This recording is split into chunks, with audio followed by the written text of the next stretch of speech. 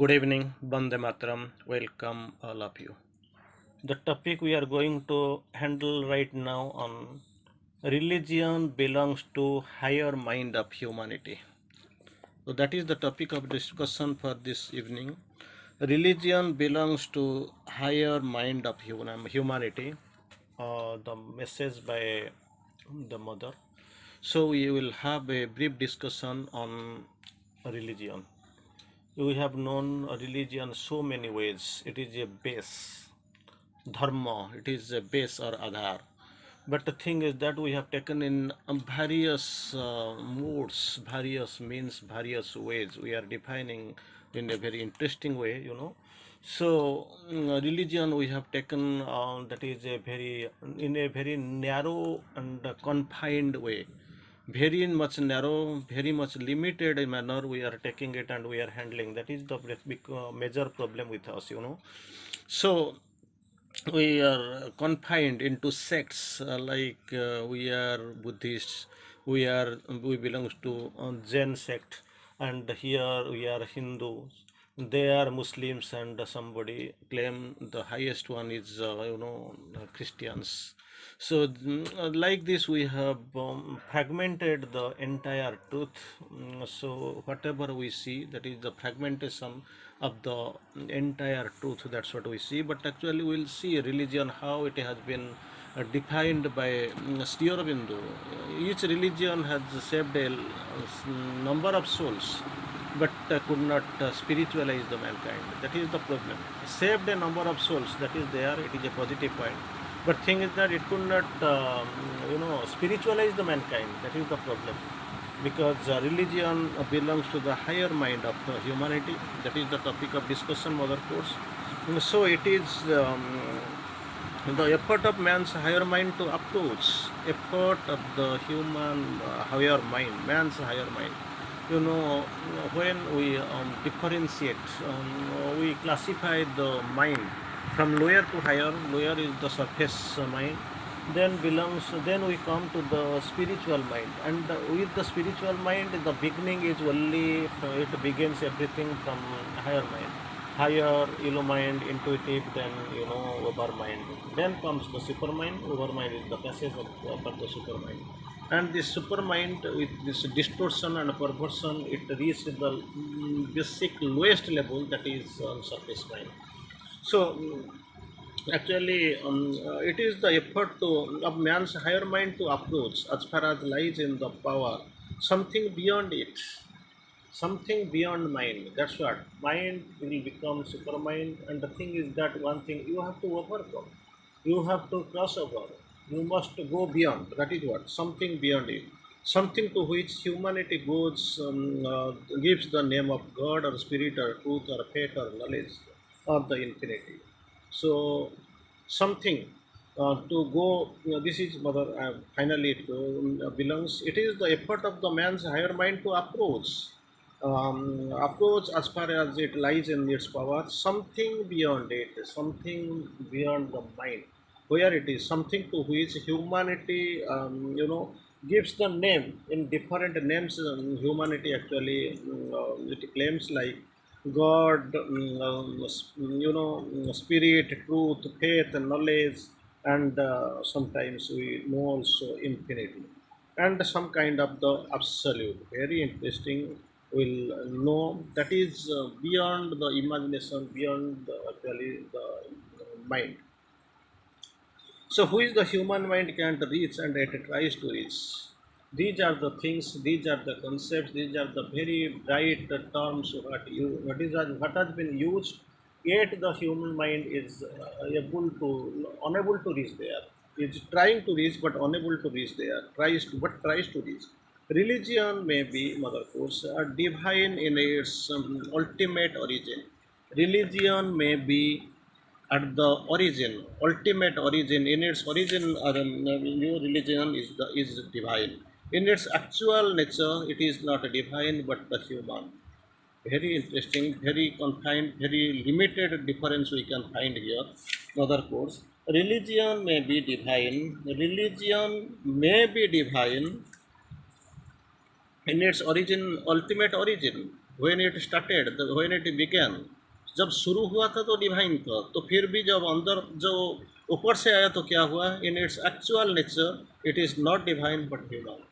जब शुरू हुआ था, when it started, when at the beginning it was divine, and when it sprang up, welled up, you could not feel that the divinity is there, but actually you felt and you know, you are sure that it is only human, not divine. In truth, we should speak rather religions than of religions, for the religions made by man are many. Man, it is man-made, and their number is also many. In the beginning, as quoted, it was divine, but when it sprang up, when it went up, when it reached its maybe zenith, you can find it is only human. In many forms, we should rather religions than the religion, rather of religions than of religion, for religion made by human are by man are many, not one or two, as we have already quoted. um, Christians, Muslims, Buddhas, Jainas, Hindus, Jews, so many ways we can, there are many you can't imagine, and they are man-made. So it is, the number is many and all are man-made. Then mother goes, the first and principal article of all these established and formal religion runs always. How? Man is the supreme and the only truth. All others are falsehood and inferior. That is the great thing. The beginning with like this. It is giving importance to man, who is having the very narrow confined base. It does not know where it ends and where it actually goes. Mine is the supreme, for only truth and others are falsehood and inferior. That is a big thing. Very, very ego. Mine is superior. It is all. But the rest, they are not true. They are falsehood. They are not true. For without the fundamental dogma established, cradle religions could not have existed. That dogma, with this dogma, it is actually the existence, the base is actually, fundamental dogma. You can find the cradle religions. If you don't believe and proclaim that you alone possess the one or the highest truth, you will not be able to impress the people and make them talk of you. So this dogma, this fundamentalism, this final by tradings, actually it makes you to gather the followers. So they follow you, they are blindly following you. That is what with this concept it is man-made and nothing divine. So they modify as per their requirements, they actually distort it. There is a lot of ways you can find confusions and all in the middle of the passage. Then mother quotes, this attitude is natural to the religious mind. Very interesting. Different types of mind we have seen. That is another mind we can see, that is well, of course, a religious mind. It is very natural, which religious, but it is just that which makes religion stand in the way of the spiritual life. This is which makes religion stand in the way of the spiritual life. They don't get spiritualized on the way they stop, and this religion stands as a wall between the spiritual life and ordinary life. That is what the articles, the dogmas of the religion are man-made, mind-made. Again, initially, man-made. It is mother quotes. This is mind-made things, and if you cling to them and sort yourself up to the code of life made out for you, you don't know and can't know the truth of the spirit. That is the right, because all are man-made and mind-made. It is as per the requirements, these followers are changing. The original truth, the original, the religious preacher who came, he had some views, he had some motives, he wanted to change, and he succeeded. Dharma Sansthapanarthaya Sambhavami Juge Juge. So some people came, Vibhutis came, some great prophets came, sages came. They have changed according to their requirements. The thing is that, so original truth can't know the truth of the spirit, and that lies beyond all codes and dogmas. They have been confined. They know something. They move something. They trade on something on their path. But thing is that originality is lost. They don't see the original truth. That is the problem with them. And wide and large and free dogmas. They can beyond all courts dogmas. Wide and large and free. These are actually wide and large and free. That actually it is impossible for their mind to achieve. They don't know, so simply they move and as per their requirements, they simply change their view, they change their style, they change the method. That's what, because it is helpful to them. Many times it has been changed, and finally, there will be some error, there will be some conflicts, so that you can find sectarian mentality, like Protestant Catholic, Shia Sunni, Hinjan Mahajan, Sitambar Digambar. So many ways you can find the faction, and finally it is getting diminished, demolished rather. It is getting, it is perishing. Most of the time you can find religion is perishing out of the scenario. So, mother course, when you stop at a religious creed, and tie yourself in it, taking it for the only truth in the world.